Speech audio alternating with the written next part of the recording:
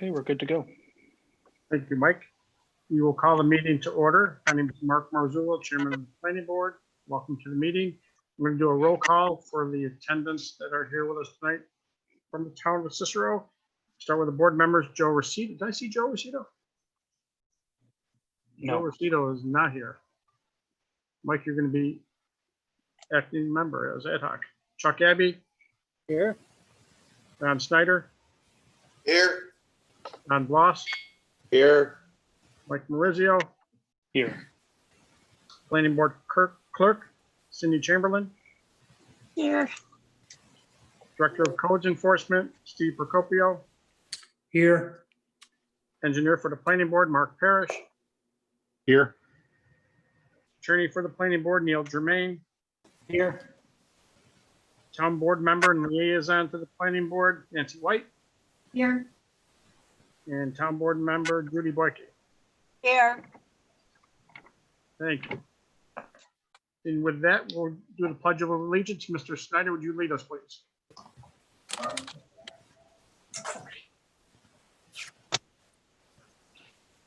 With your mic. And your mic's off. I'll lead us. I pledge allegiance to the flag of the United States of America, and to the republic For which it stands, one nation, under God, indivisible, with with liberty and justice and for all. Thank you.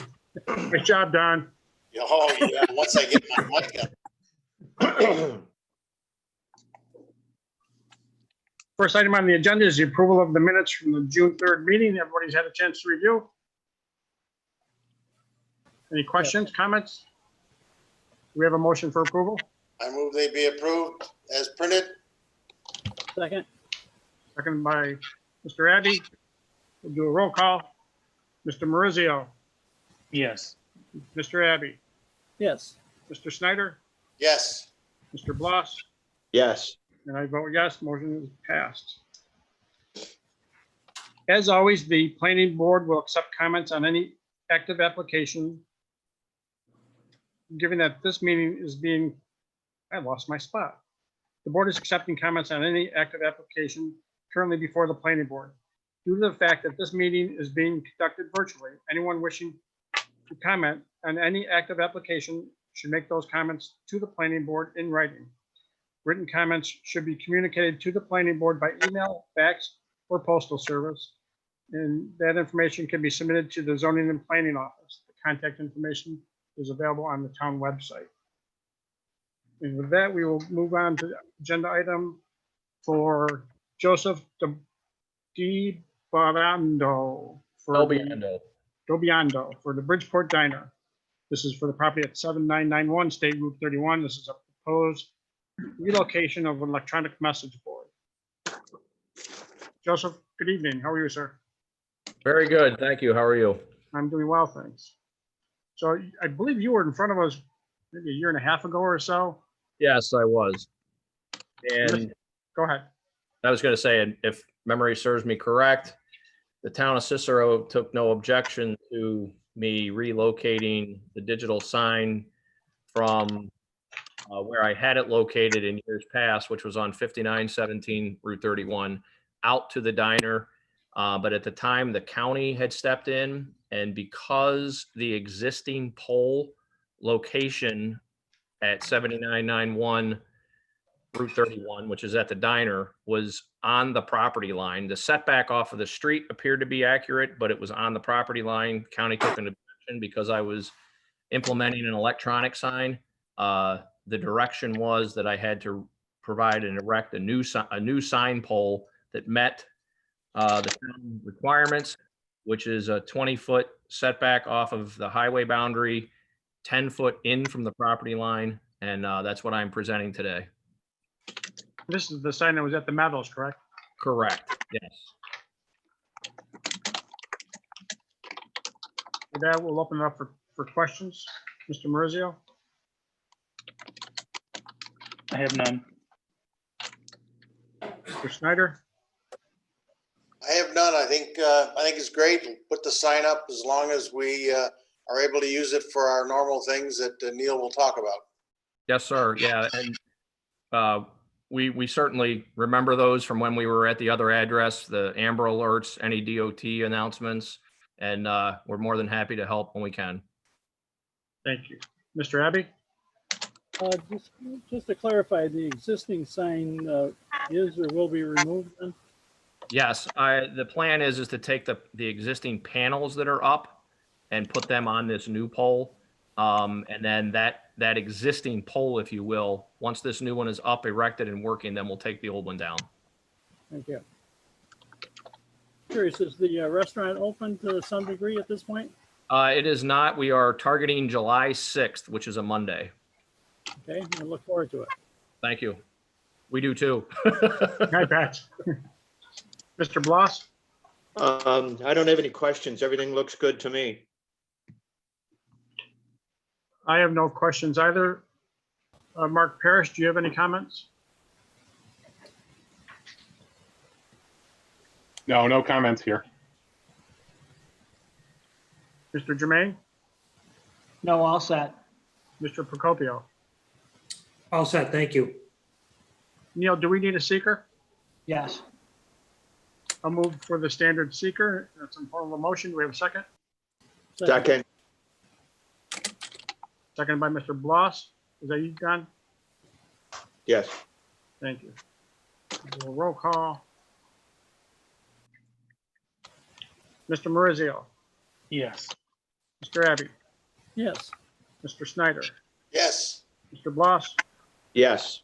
and I vote yes. Neil, could you propose a motion for approval, please?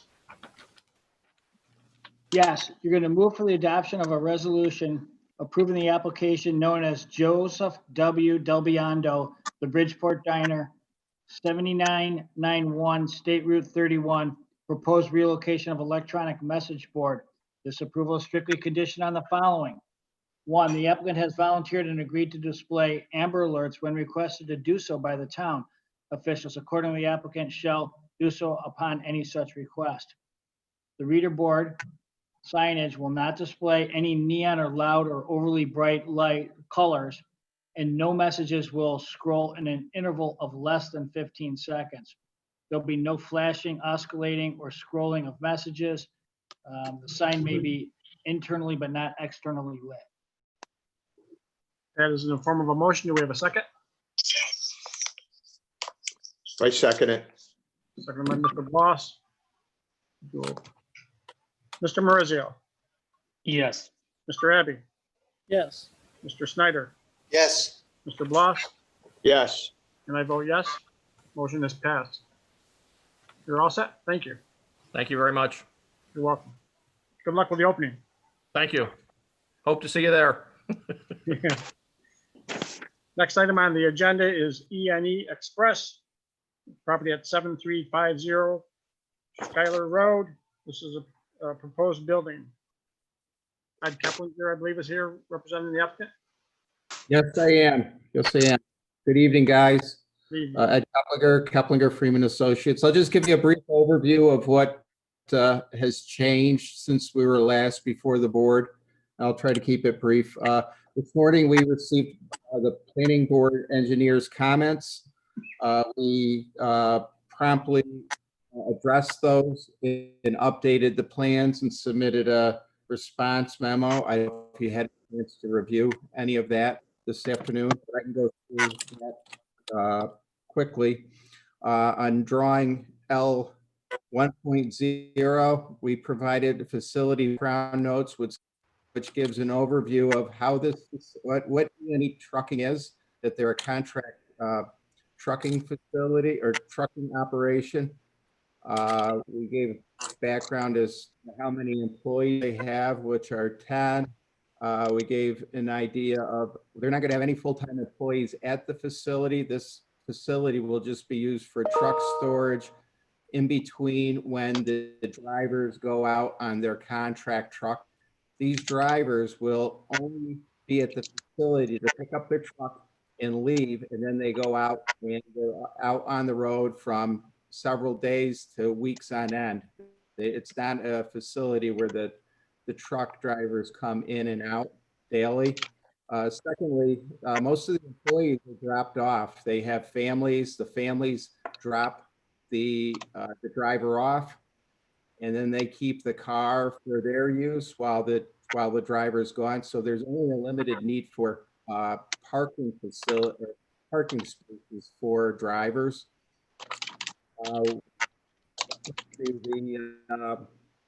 The truck and trailer storage will only be used by the employees. There will be no customer interaction at this facility.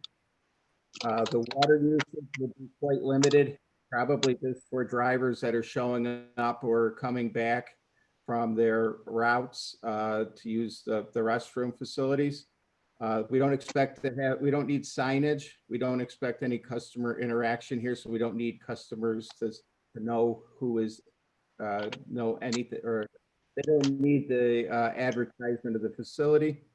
We don't need a dumpster enclosure. There's no waste that would be generated here. So, let's see, hours of operation, there wouldn't be a specific hours of operation here. It would be as needed. Employees could come in at, middle of the afternoon or middle of the night, depending on when they need to address the contract trucking or when they need to be out on the road.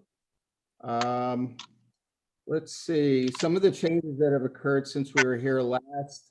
We had to address some DEC comments that we obtained at a May 4th meeting. So we reduced the overall impervious surfacing. We tried to condense it as much as we could, and that's why we've reduced the truck parking from 18 spaces to 15 spaces. We've reduced the car park from 20 spaces to 10. And we just pulled the edges in where we could so that we made the impervious surfacing as limited as possible. We added a post and chain fence between the wetland boundary and this facility so to limit wetland impacts. In the future, we added trees, quite a few trees along Schuyler Road frontage. We moved the chain fence back so that the trees were in front of the fence. We added some potholes or depressions in areas to improve water quality from water running off of pavement and building surfaces. And that is the overview. Any questions? I'll run it to the board. First of all, I don't know if all the board members received the response to Mark Parrish's letter and the updated plan, but it came through later this afternoon, I think 2 or 3 o'clock. So probably members haven't seen it yet, I'm guessing. If we could pull up the plan. It's pretty, all the comments were relative to what Mark Parrish was asking for in his comment letter. So we gave the facility background on the first sheet. This is the second sheet, L 2.0, and the shaded areas are just items that Mark Parrish had asked us to put on the plan, such as the setback lines, the areas where employees would park, areas where company vehicles would park. We expanded the apron off of Schuyler Road to 40 feet. And we added a bulk data chart further up on the sheet. But that's the majority of the changes that have occurred. Before I go through and ask for questions, are you expecting a vote this evening?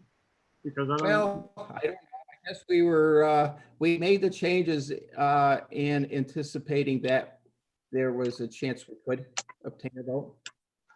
Yeah, so typically, the information came a little bit late. I did have a chance to review it quickly, but I don't know if the other members did. So we'll go through and let them ask their questions and see what their thoughts were.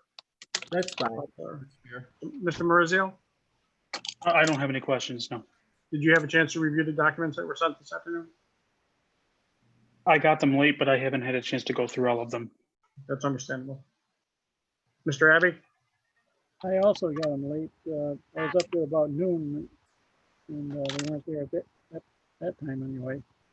A couple of over comments. There's one on the surface. Is that the ground blacktop? As opposed to blacktop, which we try to have with, especially with a lot of traffic and turning, plowing.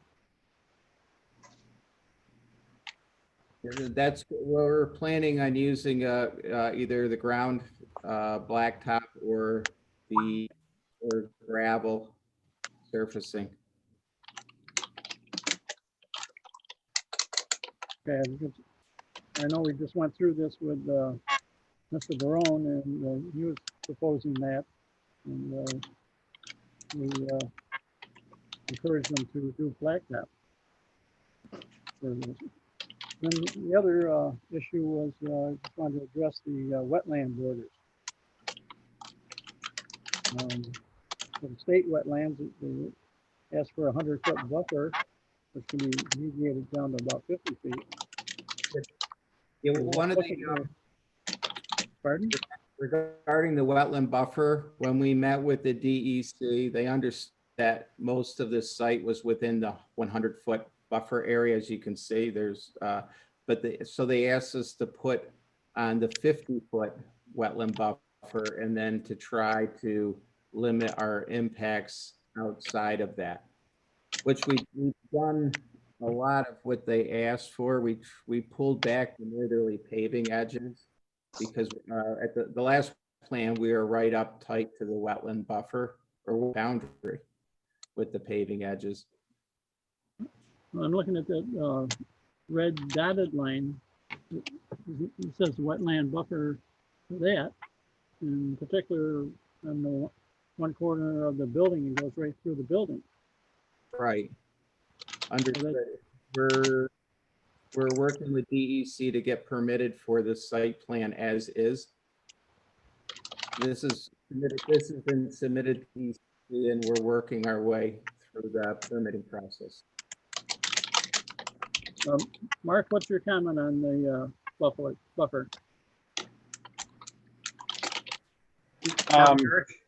Yeah, but yeah, I mean, ultimately they've got to get the approval from the DEC for this. So if the board approves this, it would be contingent upon getting them obtaining the permits that they need for the wetland impacts. And if there was a substantial modification to the site plan that was needed, I would recommend that they would come back in to obtain the board's approval of the modified site plan. So it'll be contingent on DEC then.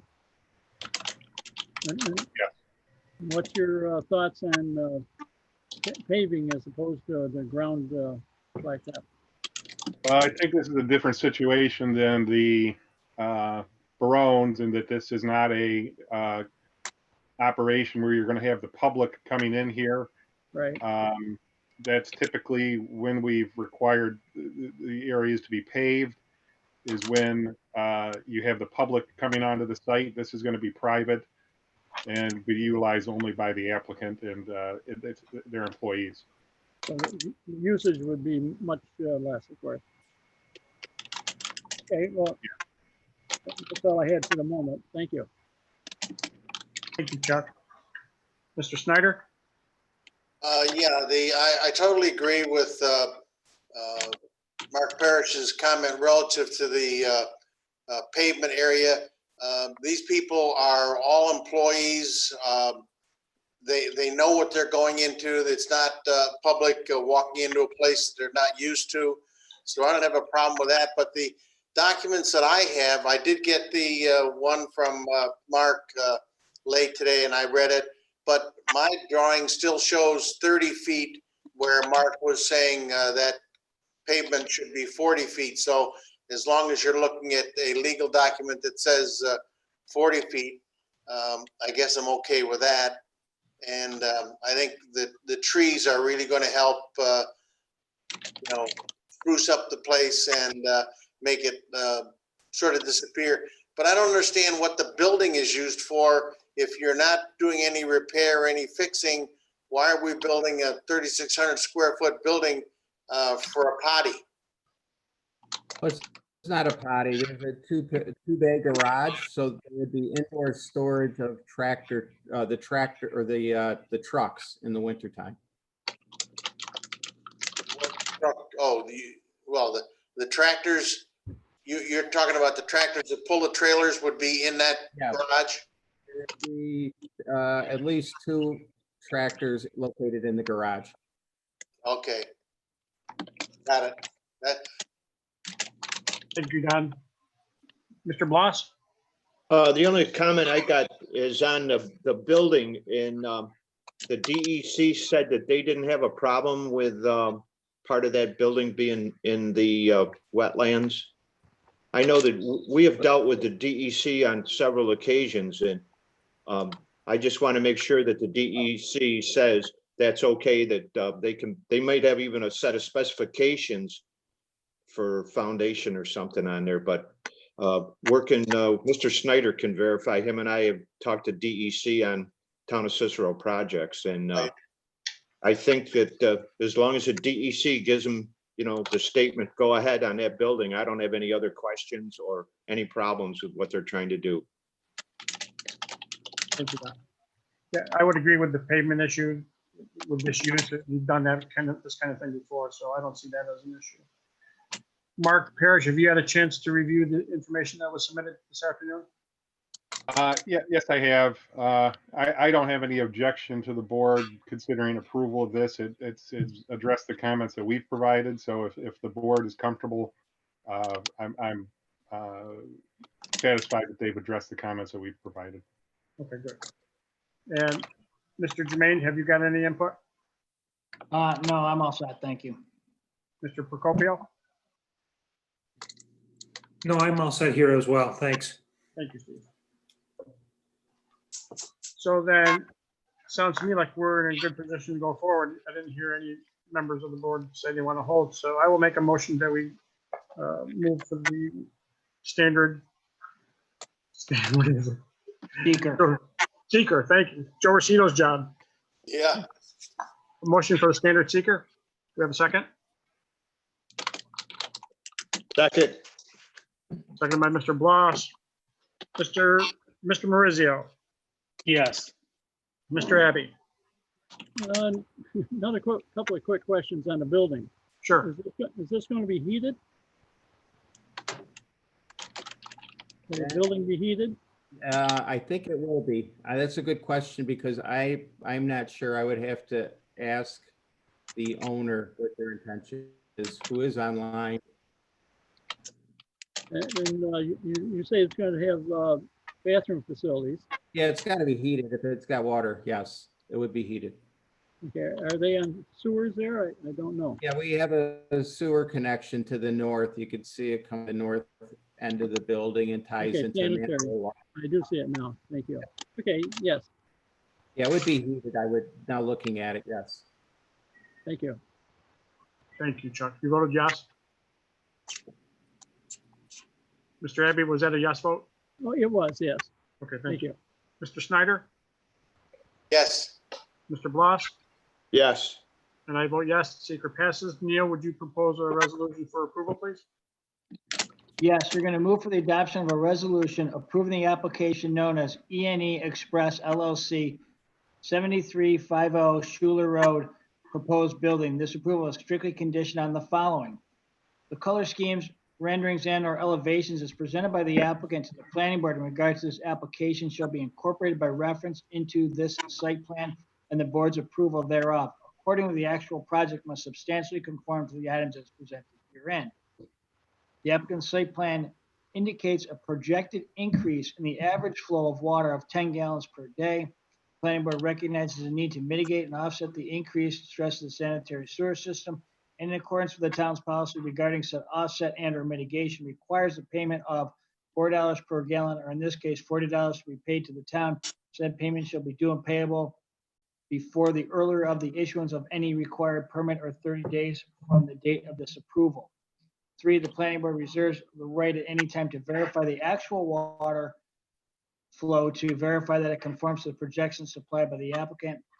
4, the applicant shall obtain approvals and or permits from the New York State DEC for any and all activities and or improvements within the wetland or buffer zone. That is in the form of a motion. Do we have a second? Second, Seconded by Mr. Bloss. Mr. Marizia, Yes. Mr. Abbey, Yes. Mr. Snyder, Yes, Mr. Bloss, yes. and I vote yes, the motion passed. Good luck with it, sir. Great, thank you. Thank you. That concludes our agenda items. Are there any discussion items?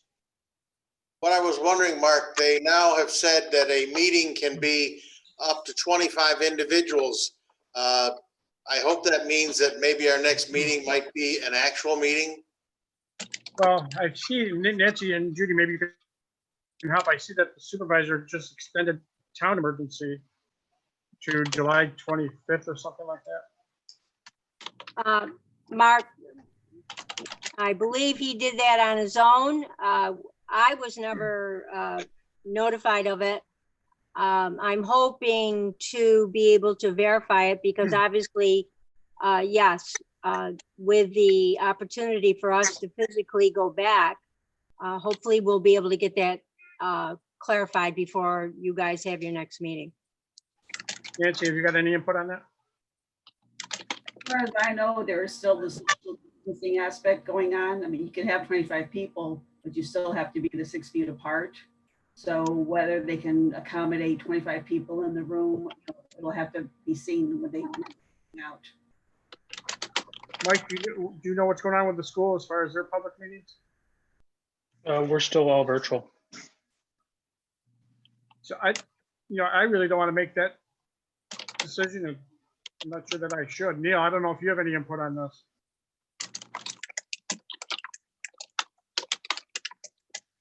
I also Mike. think that it's up to the governor. I will say, we are thinking about bringing our school meetings back and just having the board in the room, social distance, but to be honest, the virtual meetings is just easier. Neil, are you with us? I'm sorry about that. Yes, I am. Have you got any input on who's supposed to make this decision and when we can go live again? Well, the rules are set forth by the state and by your town board as far as the state of emergency and the declaration. Why don't we find out, get more information from them as to where we stand, and I will disseminate it as soon as I know. Okay. Yeah, that makes sense to me. I'm not sure that, what do I know? I'm a rodeo pound. It's not my decision to make that, right?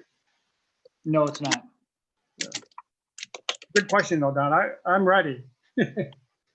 Mhm. Any other comments? You're also Go ahead, Neil. So you're also going to be constrained by the physical nature of the room that we hold those meetings in.